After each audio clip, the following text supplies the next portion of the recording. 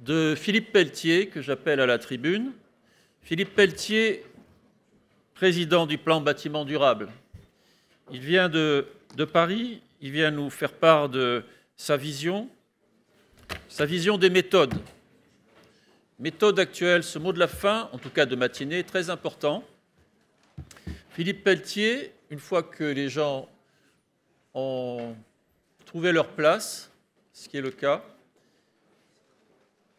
si vous pouvez nous parler de votre message, s'il vous plaît.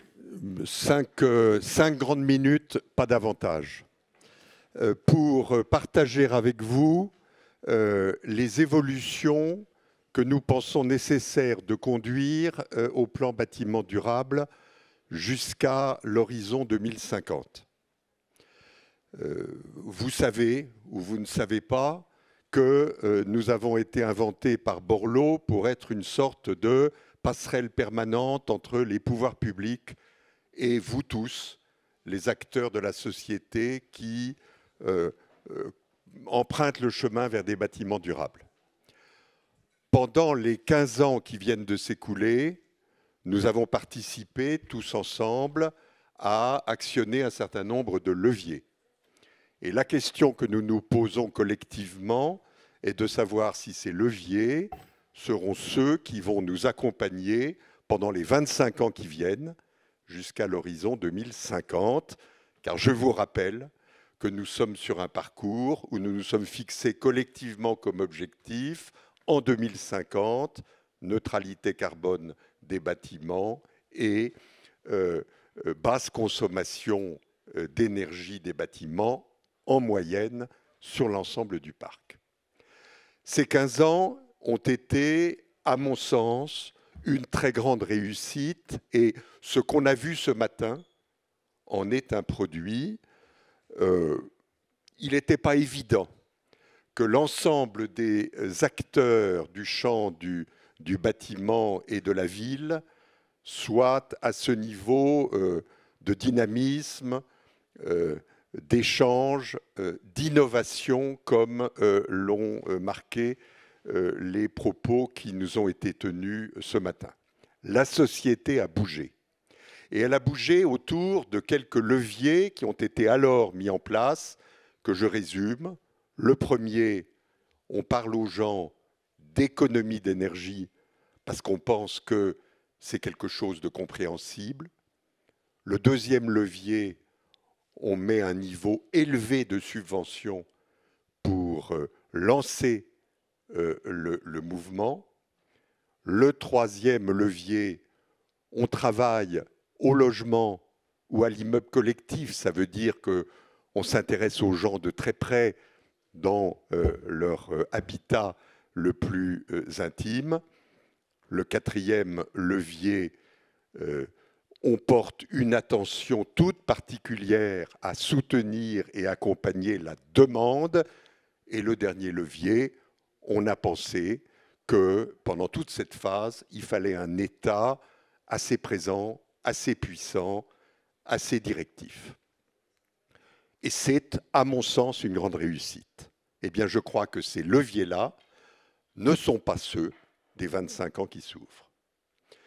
À l'économie d'énergie et au sujet de l'énergie, je dis qu'il faut substituer évidemment la décarbonation, et ça vous l'avez compris, et intuitivement vous êtes tous dans ce champ-là, mais qu'il faut marier, comme on l'a entendu ce matin, la question de rénovation avec la question de l'adaptation des logements et la question de la modification de nos comportements qui est celle de la sobriété. En d'autres termes, je dis, là où nous avions un fer au feu, qui était on va rénover vos logements et on va rénover l'habitat et les locaux en général, maintenant c'est un triptyque qui doit nous guider, adaptation, sobriété, rénovation, adaptation, atténuation, on l'appelle comme on veut, mais on joue à la fois sur les acteurs pour qu'ils ajustent leur comportement, sur le bâti et sur la capacité de résilience de ce bâti face au dérèglement climatique. Deuxième levier, on a raisonné au logement et au bâtiment. Je pense que ce n'est plus la méthode de demain. La méthode de demain, vous l'avez entendu ce matin, c'est de raisonner quartier, centralité, pâté de maison, lotissement, ville, c'est-à-dire de raisonner à l'espace d'habitat dans lequel se trouvent les bâtiments et de faire en sorte d'embarquer dans le mouvement l'ensemble des bâtiments, quelle que soit leur classe d'usage. C'est quelque chose qu'on connaît dans les opérations programmées d'amélioration de l'habitat notamment. C'est quelque chose qui porte des fruits, qui permet de transformer des villes. Il n'y a pas de logement dorénavant sans se préoccuper de son espace et tous les sujets de biodiversité qui ont été développés ce matin trouvent leur place dans cette démarche. Troisième orientation, on a été dans une addiction très forte à la subvention et elle avait plein de vertus. Je crains que ce temps soit le temps d'hier et que donc dorénavant, il nous faille trouver d'autres leviers financiers. Les financements bancaires que l'on n'a pas encore explorés à fond, la capacité des ménages de mobiliser une partie de leur un peu plus de 80 milliards d'épargne aujourd'hui disponibles pour maintenir la valeur de leur patrimoine. Bref, essayons de nous désintoxiquer de notre addiction à la subvention et d'envisager des modes de financement plus vastes. Quatrième élément, l'État tout-puissant, c'était hier. Et je pense que dorénavant, ce sont les collectivités territoriales qui vont prendre la main et qui vont, avec les ressources qui leur seront transférées, avec une décentralisation peut-être, une contractualisation sûrement, être en mesure d'être les chefs de file de ces actions que je vois se dessiner sur un périmètre plus vaste. Dernier point, on a sollicité et accompagné la demande. Il est temps de s'intéresser à l'offre de travaux, l'offre de services, à la fois aux bâtiments et aux occupants. Elle est perfectible, nous le savons tous.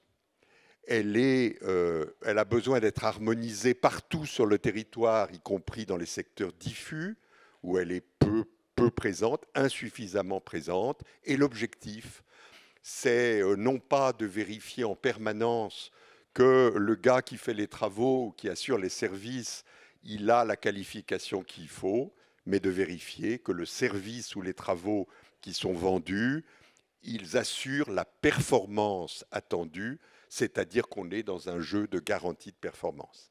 C'est ça l'objectif qui doit nous guider. En d'autres termes, et je termine ainsi, je ne veux pas du tout suggérer que nous nous sommes trompés. Nous avons été collectivement d'une extraordinaire efficacité pendant 15 ans.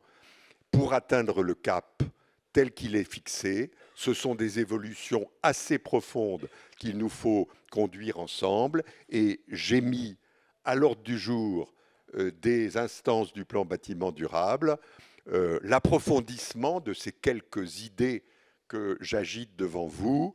Il faut les travailler ensemble. Il faut que vous nous disiez l'acceptabilité que vous leur reconnaissez ou non. Et c'est ainsi que nous pourrons développer dans un second souffle une action qui nous emmène à 2050.